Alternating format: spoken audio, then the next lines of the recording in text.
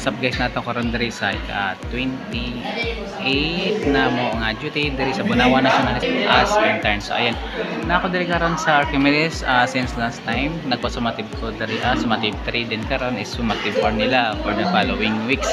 And karon is Lunes and time check is 2:20 and answeran nila tong sumative 4 for 10 minutes and ayun.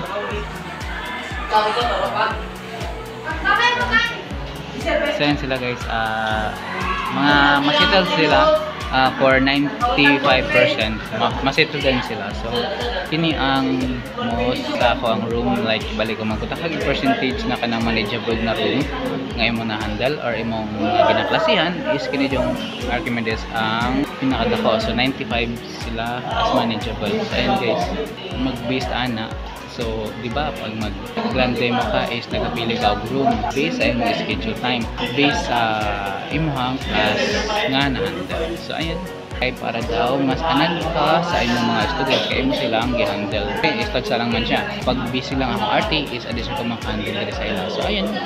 Shout out sa grade 11 Archimedes as the best manageable. Nagpasan ba yung sila? Nagbasa na sila tatay. So ayan, if you need more tips para sa inyo kung mag-intern na ka as fourth year students education, and ayan, naka sa right video, okay? Since na siya may pinakauna, so plaza na to shelf time. Ayan, siya may pinakauna. Bye, agusan vlogging time again, and ayan.